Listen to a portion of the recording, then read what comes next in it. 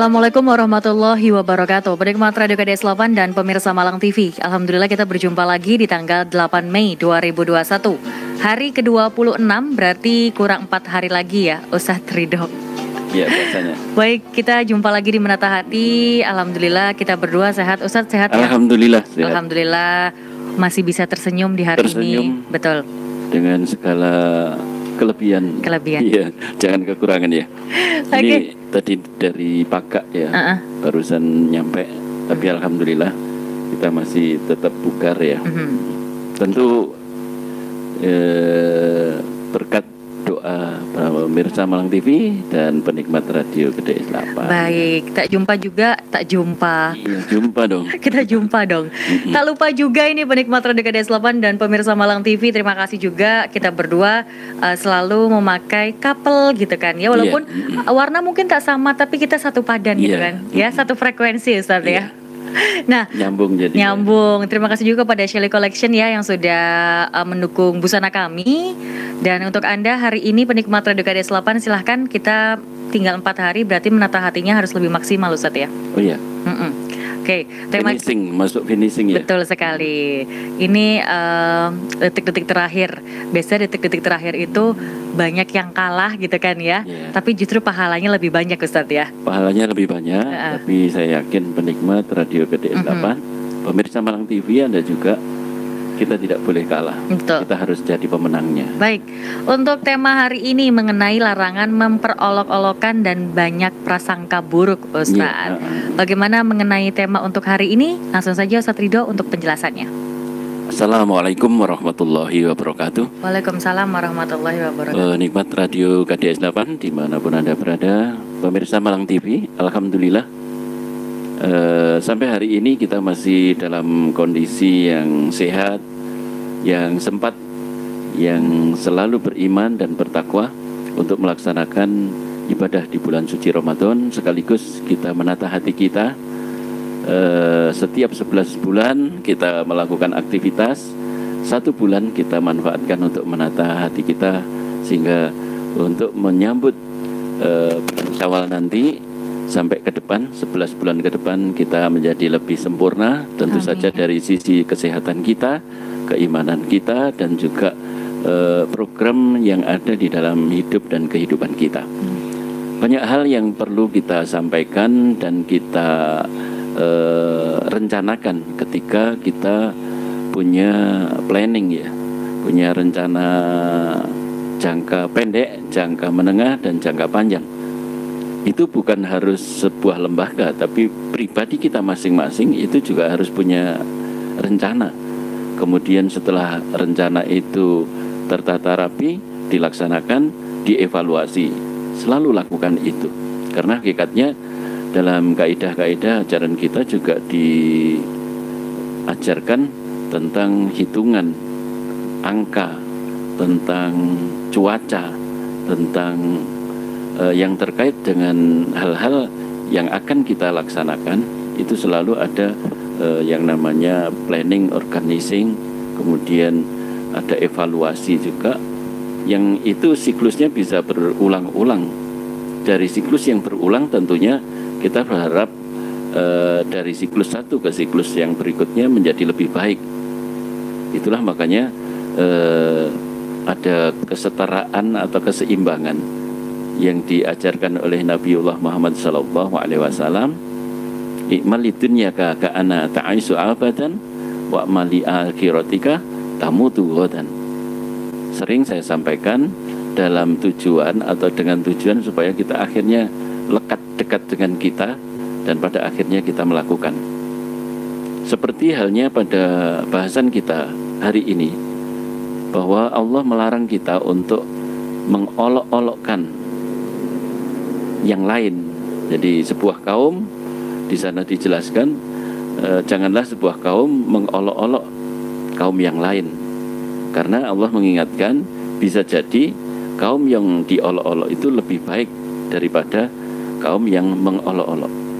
Jadi apakah itu komunitas atau keluarga besar dengan antara yang satu dengan yang lain, antar marga satu dengan yang lain, antar organisasi satu dengan organisasi yang lain, tidak dibenarkan oleh Allah untuk saling mengolok, bahkan juga berprasangka buruk kepada yang lain, sampai pada pribadi bahkan ya, antara kita pribadi dengan pribadi orang lain. Itu Allah juga mengingatkan, insya Allah di juz 26 berarti ya. Ya, Anda bisa melihat di sana. Yang spesialis saya ambil yang di surat Al-Hujurat. Rujukannya di sana ayatnya insya Allah 11 sampai 12 ya. Jadi di ayat 11 Allah jelas sekali melarang kita untuk mengolok-olok, kemudian juga melarang kita untuk berprasangka. Nah, kemudian ada pula Allah melarang atau mengingatkan kita untuk memberikan gelar-gelar yang jelek kepada teman kita atau kelompok tertentu. Jadi ada ya kadang-kadang kelompok kampret, kelompok apa lagi yang satunya? Ya, itu kelompok-kelompok yang nama gelarnya, maksudnya gelar itu sedapat mungkin tidak dilakukan. Banyak di kampung-kampung nama itu namanya bagus, Abdul Ghafur dipanggil kambing. Oh, dipanggilnya Mbek atau kambing gitu. Juga ada juga yang ya macam-macam, kecol juga ada. Kecol. Nah, hal-hal ini juga diingatkan oleh Allah di Al-Hujurat ini di ayat 11. Kemudian juga di ayat 12 Allah juga mengingatkan bahwa hakikatnya ini, kita tidak boleh berprasangka, kemudian berolok-olok, kemudian pada akhirnya menganggap seolah-olah yang lain lebih jelek, yang kita lebih baik. Nah, ini kadang-kadang akan menghambat kita untuk maju. Bisa jadi kita nanti seperti katak dalam tempurung, kita diri kita sendiri, sementara orang lain di sekitar kita sudah lebih cepat maju, lebih cepat berlari. Kita hanya berjalan sambil membanggakan diri. Ini yang tidak benar.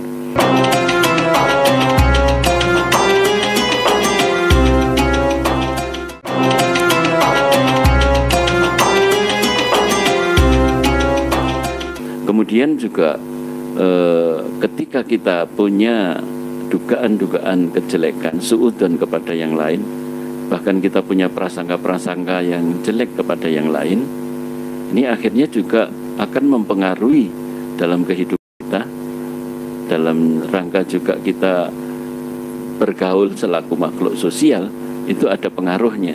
Sehingga ketika kita memberikan vonis tertentu pada sebuah komunitas dengan hal-hal yang jelek, dengan prasangka buruk, atau bahkan kita juga mengolok-olok tadi, maka pasti ada silaturahim yang berkurang di antara kita dengan lingkungan sekitar kita. Sementara bahwa Islam itu adalah rahmatan lil alamin. Untuk seluruh alam ini diharapkan Islam itu bisa. Jadi bisa dengan siapapun. Jadi sama ibarat manusia juga, dia fleksibilitas tinggi, mampu bergaul dengan siapapun, sebagaimana yang dilakukan oleh Nabiullah Muhammad SAW.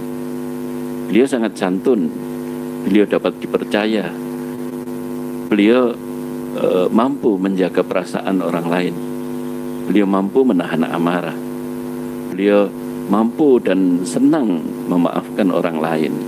Sehingga dalam hal ini juga tentu kita yang diberikan suri tauladan itu juga mengikuti ke sana. Nah, pada akhirnya ketika manusia mampu menahan diri untuk tidak saling mengolok, tidak saling berprasangka, kemudian juga berusaha menghormati pendapat orang lain, maka sesungguhnya ketika semakin besar silaturahim yang kita bangun dalam jaringan di dunia, akan membuahkan hasil karya-karya di akhirat kelak.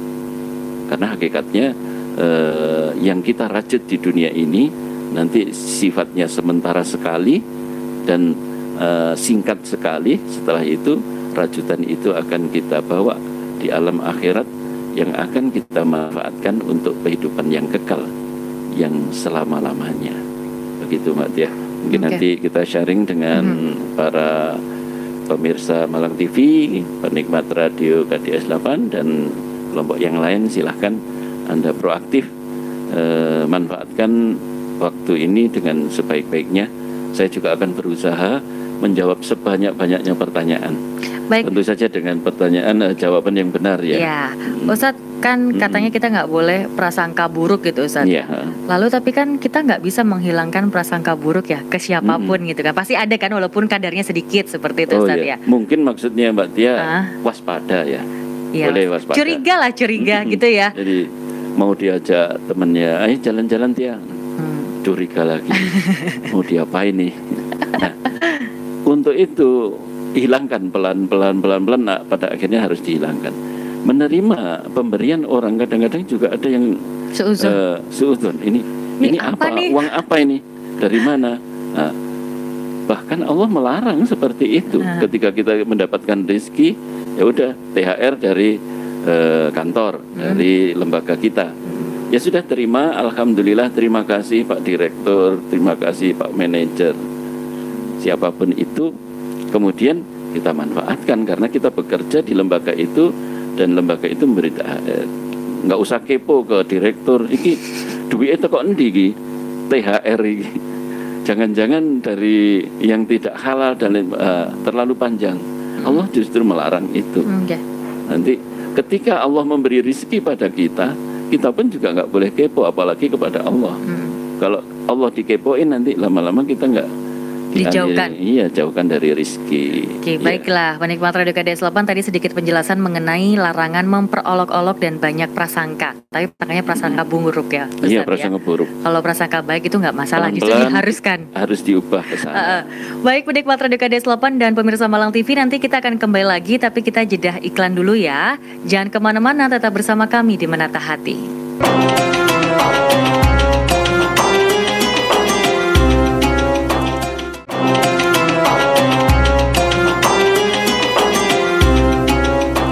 Ya, penikmat Radio KDS 8 dan pemirsa Malang TV, kita kembali lagi di Menata Hati. Di segmen kedua, langsung saja kita membaca yang pertanyaan sudah masuk. Yang pertama, Assalamualaikum Pak Ustadz. Nah, ini dia. Nah, telepon dulu. Kasihan. Oke. Halo, Assalamualaikum. Waalaikumsalam. Oke, dengan Bapak siapa Pak?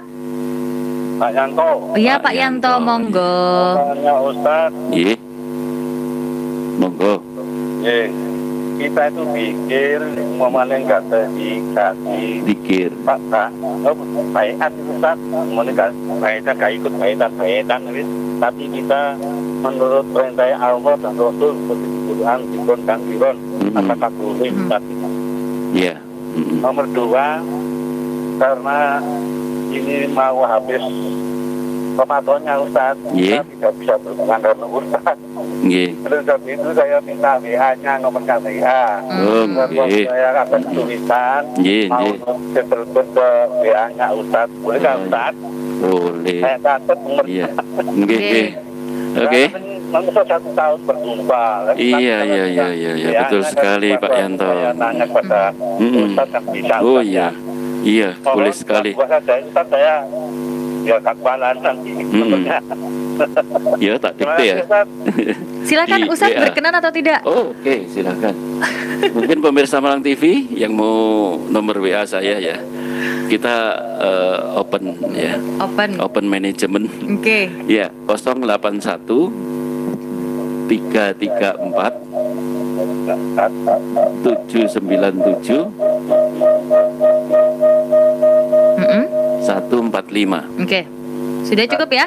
Jadi 081 334 797 145. Yes, betul. Terima kasih Ustaz ya. Iya. Kita berjumpa. Iya.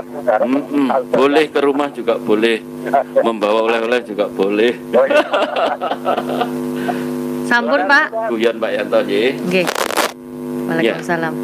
Jadi untuk berzikir, untuk memanjatkan doa, untuk melakukan ritual tertentu yang hakikatnya ada ajaran dari Allah Subhanahu wa taala yang dicontohkan oleh Nabiullah Muhammad SAW, tidak harus lewat dibaiat dulu, ya.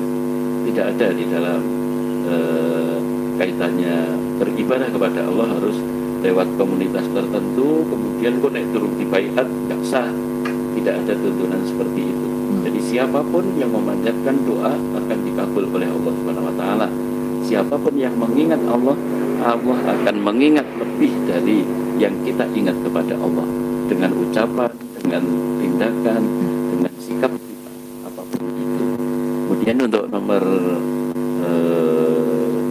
HP atau WA saya tadi sudah saya sampaikan itu. Nah, ya. Oke. Ya. Selanjutnya pertanyaan kedua. Assalamualaikum Ustadz, dari Mbak Farah, Mbak Tia dan Pak Ustadz. Ini saya kan punya suami sudah 10 tahun. Waduh, kayaknya nyian ya. Nah, tapi dia sering sekali melontarkan kata-kata kasar, Ustadz.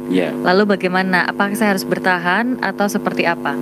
Ya, ketika seorang suami istri sudah tidak pada jalur yang semestinya, itu bisa melakukan usulan-usulan. Jadi misalnya seorang istri merasa tidak lagi diperlakukan sebagai istri, itu ketika di buku nikah ada ya, bisa dibaca lagi yang namanya sikot taklik. Nah, di sana berapa bulan tidak diberi nafkah lahir dan batin, kemudian tidak diperlakukan dengan baik, itu maka bisa mengajukan keberatan. Nah, sedapat mungkin memang Allah mengingatkan pada kita untuk selalu bersabar, dan bersabar. Tapi banyak di antara kita kadang-kadang sabar ya ada batasnya, Ustadz. Gak terus-terusan ini masuk 10 tahun kok sabar. Nah, ini bisa melalui rujukan-rujukan itu. Kemudian setelah kita mencoba bersabar, coba berdiskusi atau musyawarah dengan suami dan istrinya, kemudian juga tidak lupa memanjatkan doa kepada Allah Subhanahu wa taala, karena masing-masing yang punya hati itu hanyalah Gusti Allah. Nah, kemudian di samping kita berdoa, sholat hajatnya juga, sholat tahajudnya juga, kemudian masih ditambah lagi dengan yang suka saya sampaikan, sedekah, bersedekah sesuai kemampuan kita. Jadi tidak ada alasan untuk tidak bersedekah. Hajat apapun kita selalu ikuti dengan sedekah. Sedekah tidak harus mahal, sehingga bahkan Allah memerintahkan sedekah kita itu baik dalam keadaan lapang dan sempit. Keadaan sempit pun kita diperintah oleh Allah, dan itu merupakan ciri-ciri orang yang bertakwa. Kalau kita ingin jadi orang bertakwa, salah satunya dalam keadaan lapang dan sempit, kita tetap suka berderma, suka memberi kepada yang lain. Ini. Nah, setelah itu ditempuh, tetap tidak ada hasil, barulah perlu mendatangkan pihak ketiga dari keluarga dulu. Nah, setelah itu tidak mempan lagi, barulah ke pengadilan agama untuk konsultasi dulu, tidak langsung perang di sana. Intinya mencari jalan keluar, mencari solusi. Setelah itu dilakukan, maka baru kita akan tahu sesungguhnya rumah tangga saya itu masih bisa dipertahankan atau akan lebih baik ketika kita mencari jalan sendiri-sendiri. Jadi tahap-tahap itu harus dilalui. Jangan tahap itu dibiarin begitu saja, setiap hari nggak jelas arahnya, tapi Anda merasa ada kendala atau tersiksa misalnya, kasarnya ya. Nah, ini harus ada solusi dengan tahap-tahap yang awalnya dari ringan sampai menengah sampai pada akhirnya ke pengadilan agama, begitu. Oke, baik, Mbak Farah sudah terjawab untuk pertanyaannya. Assalamualaikum, saya lanjut lagi pertanyaan ketiga dan Mbak Ruli. Mbak Tia, yang saya mau tanyakan adalah bagaimana Ustadz maksudnya husnuzon, agar kita menjadi orang yang husnuzon. Iya, makanya ketika kita mampu menghiasi diri kita dengan husnudzon, ini perlu latihan memang. Jadi setiap sesuatu itu kita biasakan untuk percaya kepada orang lain, dalam arti tentu hal-hal yang sifatnya tidak membahayakan kita, tidak merugikan kita. Jadi misalkan untuk percaya kepada orang, misalnya kalau itu hanya uang 5.000, 10.000, bolehlah. Tapi kalau sudah miliar, jutaan atau ratusan juta, dan kita ingin ada interaksi bisnis, itu harus jelas ada MOU-nya, kemudian ada perjanjian-perjanjian, kalau perlu ada pihak notaris. Semuanya harus begitu. Tidak bisa latihan-latihan ini terus dengan liar ya. Jadi kepada siapapun saya berprasangka baiknya, tetap dengan latihan-latihan dengan kategori yang tidak membahayakan. Jadi tetap perlu dilatih. Nah, dari latihan itu tentu kita pilih orang-orang terdekat kita dulu. Kita melatih untuk percaya kepada anak kita. Jadi kita menyuruh beli sesuatu di toko, kemudian kita percayakan, hati-hati nak, nanti kalau memang harus menyeberang jalan, minta tolong kepada orang terdekat situ dan seterusnya. Dipastikan itu, setelah itu lepas, kita percayakan. Nah, jangan sampai kita selalu tidak percaya, bahkan menyuruh membersihkan lantai saja, ngepel, nyapu, ngepel, menyuruh anaknya sudah bekerja, masih diomelin lagi. Iku wis resik sing ndek pojok, wis resik sing anu, dan seterusnya. Makanya ini perlu kita latih lewat orang-orang terdekat kita. Insya Allah kita akhirnya bisa mendapatkan, ketika mampu berbuat kepada orang lain itu bisa berprasangka baik, sesungguhnya di sana bagian dari kebahagiaan kita, kenyamanan. Jadi hidup itu rasanya tidak dihantui oleh perasaan-perasaan jangan-jangan orang lain berbuat jahat pada saya, jangan-jangan besok saya akan ditipu orang, jangan-jangan. Nggak usah mikir yang jangan-jangan ya, pikir yang pasti saja. Baik, 3 pertanyaan dulu ya penikmat Radio KDS 8. Nanti kita lanjut lagi di segmen ketiga. Jangan kemana-mana, tetap bersama kami.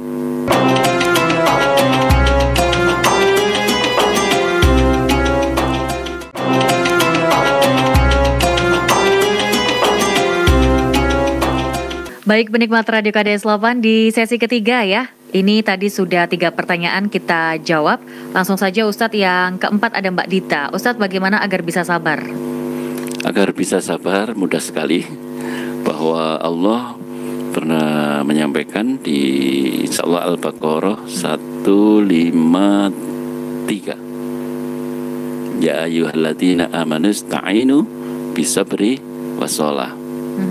Innallaha ma'as-sabirin. Kata Allah bahwa jadikan sabar dan sholatmu itu sebagai penolongmu. Nah, ketika itu bisa jadi penolong, kita mesti sabar. Terus sabar itu yang bagaimana? Definisinya banyak. Ada yang mendefinisikan ketika harusnya kita marah, tapi kita mampu tidak marah, itu kita termasuk orang yang sabar. Ada juga definisi yang kedua, sabar itu sesungguhnya dengan senang hati menerima yang ada pada diri kita setiap saat. Sekarang misalnya, saya duduk sama Mbak Tia, saya juga merasa senang.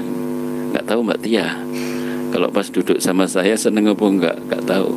Tapi saya berusaha ketika bergaul dengan orang lain, ketika di masuk rumah, saya juga berusaha senang di dalam rumah. Makanya apapun yang kita jadikan kita menjadi senang itu, lakukan dan siapkan. Misalnya di rumah, kalau sukanya bunga, hiasi dengan bunga di rumah, sehingga baiti jannati, rumahku adalah surgaku, itu juga bisa jadi. Melatih itu perlu, jelas, karena dengan sabar tadi bisa jadi solusi kehidupan kita. Makanya supaya hidup kita selalu ada solusi setiap apa yang kita pikirkan, ya kita harus sabar. Nah, caranya itu tadi, kita berusaha dengan senang hati menerima, karena ketika kita susah tetap saja terjadi ya. Misalnya sekarang saya seperti ini, ya ini yang terjadi. Susah senang ya seperti ini. Kenapa dibuat susah? Ya. Kemudian kesehatan kita juga seperti ini, rezeki atau rizki kita juga seperti ini. Maka justru dengan kita senang nanti akhirnya mampu bersabar. Setelah bersabar, semua sisi kehidupan kita akan teratasi dan semuanya akan menjadi lebih baik dan lebih baik. Gitu. Baik, terima kasih untuk Mbak Dita. Assalamualaikum Mbak Tia, pertanyaan kelima. Oke, kita telepon dulu ya. Halo, assalamualaikum. Halo. Dikecilkan mungkin radionya ya. Radionya dikecilkan Pak. Yang nggih, monggo dengan Bapak siapa? Salam. Zikir supaya hati kita bersih, kira-kira apa supaya hati kita senantiasa bersih. Iya. Mohon diberikan amalan supaya hati ini bisa lurus terus gitu. Iya. Terima kasih Ustaz. Nggih, sami-sami Pak. Yang pokok saja yang saya sampaikan ya untuk dilaksanakan ini juga bisa Anda jadikan sebagai acuan ya, adalah dengan bertasbih subhanallah, alhamdulillah, Allahu akbar sebanyak-banyaknya, dengan dihayati ya, subhanallah, alhamdulillah, Allahu akbar, terus gitu. Maka sesungguhnya kemanapun kita isi waktu luang kita dalam hati itu, relung-relung hati kita isi dengan itu. Ketika kita tergoda untuk berprasangka buruk, kemudian mengolok dengan yang lain, segera subhanallah, alhamdulillah, Allahu akbar. Sekali-kali ketika kita khilaf, dihapus dengan istighfar, astagfirullahaladzim. Insya Allah itu saja dulu. Nanti kita ketemu lagi di WA misalnya. Kalau kurang bersih nanti akan saya beri lagi yang lain. Baik, dilanjut lagi pertanyaan ke-6 ya Ustadz ya. Assalamualaikum Mbak Tia dari Mbak Dita. Bagaimana menanggapi beberapa aliran Islam yang berbeda antara NU, Muhammadiyah dan LDII Ustadz? Iya, ini kita harus tasamuh ya. Kemudian selain itu juga tidak saling mengolok, kemudian tidak saling berpihak. Tapi hakikatnya bahwa ketiga-tiganya punya dasar, tapi ketiga-tiganya adalah organisasi. Itu yang perlu. Lain dengan madhab ya. Kalau yang disebutkan tadi ada NU, ada Muhammadiyah, ada LDII, itu semua organisasi. Organisasi yang mana organisasi itu pasti punya AD/ART. Kemudian masing-masing juga punya lebih cenderung ke madhab apa, ini dan itu. Nah, semuanya baik karena semuanya punya dasar. Yang tidak baik adalah yang mengolok-olok, karena tidak boleh. Dasar saya apa? Al-Quran. Di Al-Hujurat ayat 11 sampai 12 Allah melarang. Kalau yang suka mengolok-olok bilang benar, silahkan dirujuk ke Al-Quran itu. Apakah Gusti Allah yang salah melarang orang yang berolok-olok? Ya, karena kata Allah, bisa jadi yang kamu olok-olok itu lebih baik daripada kamu yang mengolok-olok itu. Bahkan dengan memberikan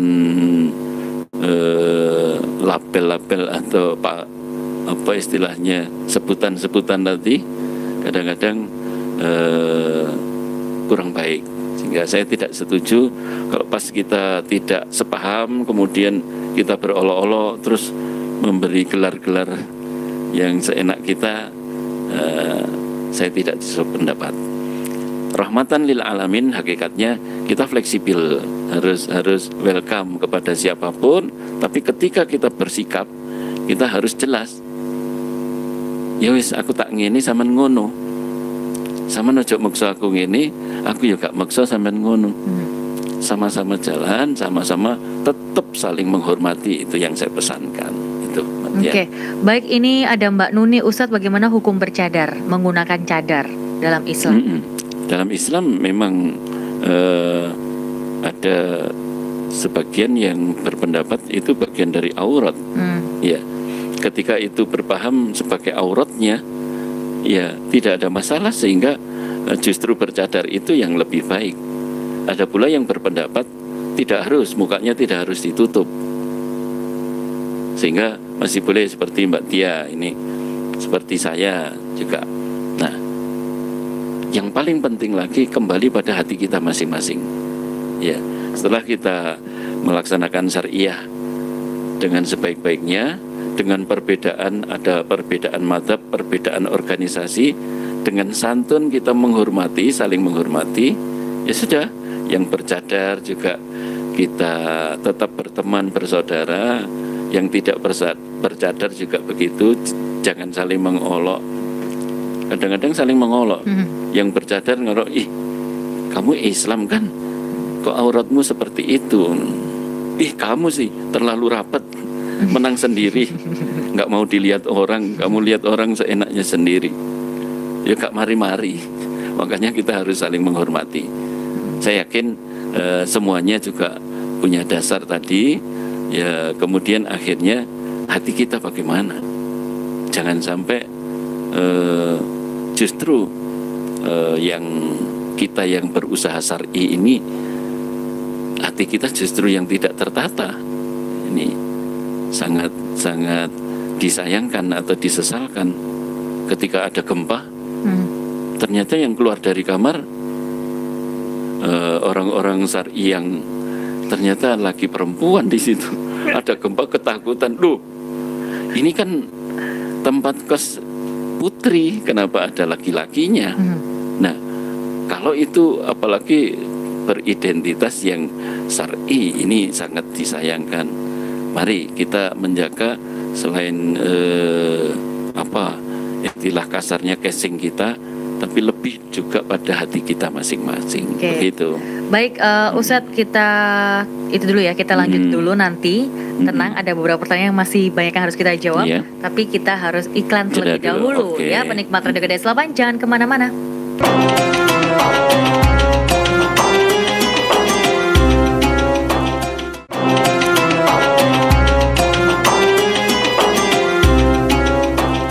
Baik, penikmat Radio Gadai 8, masih bersama kami di Benata Hati. Tadi beberapa pertanyaan sudah kita jawab ya, ada kurang lebih 7. Assalamualaikum Ustadz, saya Adi di Turen, mau nanya bagaimana menanggapi anak-anak kecil bergurau yang sangat mengganggu saat sholat. Terima kasih.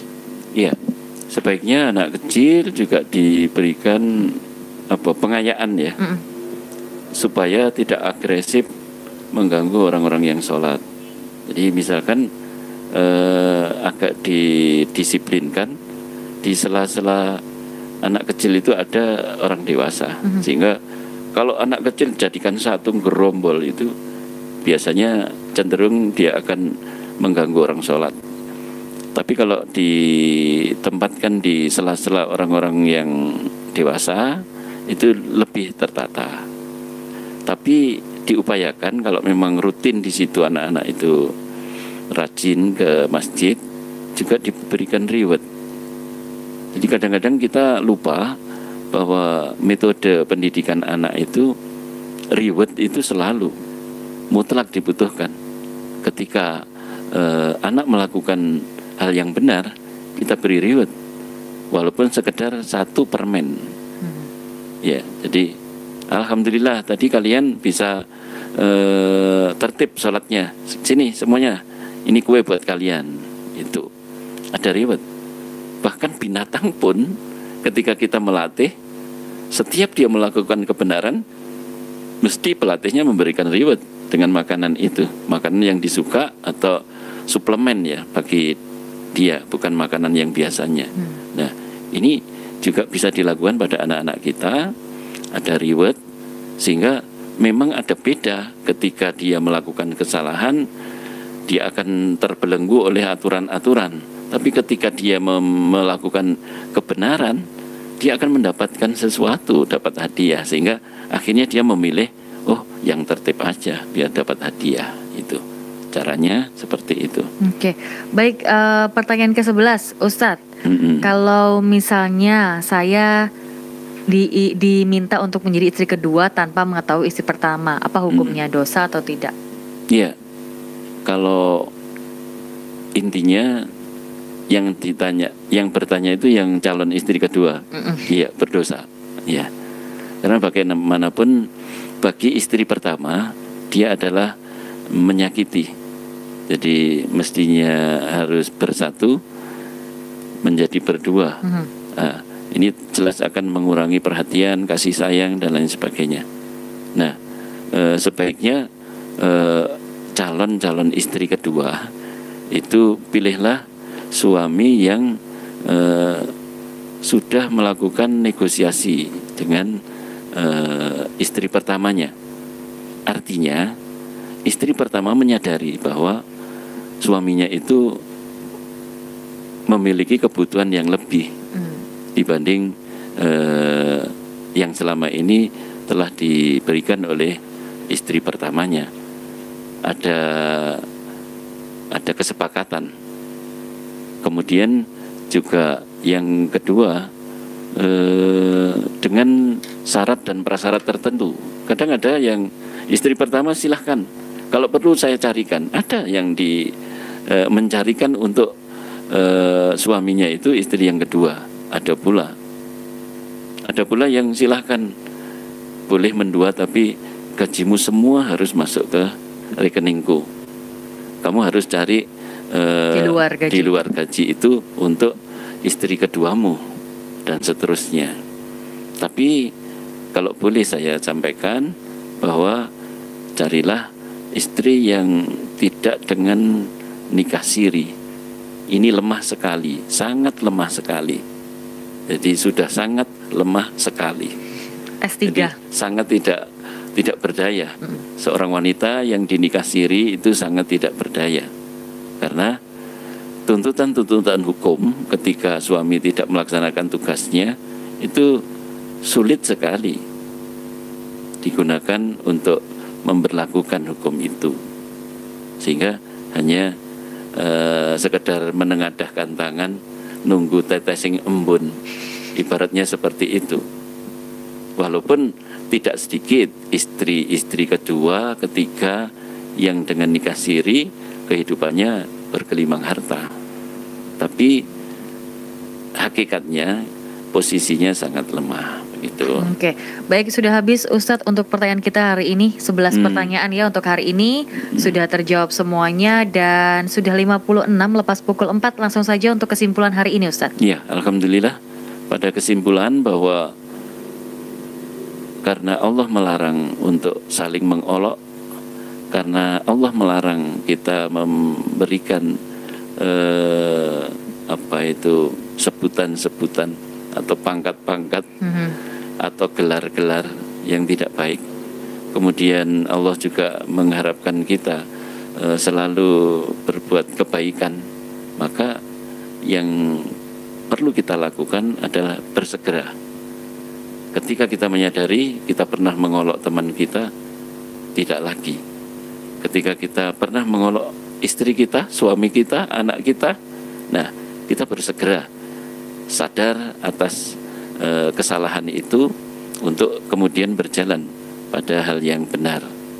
Yang jelas dengan berprasangka baik itu akan bisa membuat kehidupan kita menjadi lebih baik. Bahkan sampai tingkatan psikis kita menjadi lebih baik, berarti kesehatan fisik kita juga akan ikut lebih baik. Kalau semuanya fisik dan mental kita baik, dalam bekerja juga akan menghasilkan hasil-hasil kerja yang baik pula, sehingga pada akhirnya kita termasuk manusia-manusia yang berprestasi. Berprestasi dalam kerja, berprestasi dalam ibadah, berprestasi dalam menata hati. Itulah mudah-mudahan penikmat Radio KDS 8, pemirsa Malang TV, kita semua digolongkan oleh Allah Subhanahu wa taala manusia yang kaya hati, kaya harta, kaya mental, dan pada akhirnya kaya untuk berbagi kepada yang lain. Subhanakallahumma wa bihamdika asyhadu an la ilaha illa anta astaghfiruka wa atubu ilaik. Baik, terima kasih Ustadz Ridho Basuki untuk penjelasan dan tema kita hari ini. Dan untuk Anda penikmat Radio KDS 8 serta pemirsa Malang TV juga terima kasih yang sudah bergabung bersama kita ya Ustadz ya. Telepon, WhatsApp ya, sudah terjawab semuanya. Insya Allah besok kita berjumpa lagi dengan tema selanjutnya, yaitu segala sesuatu hakikatnya milik Allah. Dan saya Tia Fauzia dan Ustadz Ridho Basuki harus pamit undur dari ruang dengar Anda. Sampai jumpa. Assalamualaikum warahmatullahi wabarakatuh.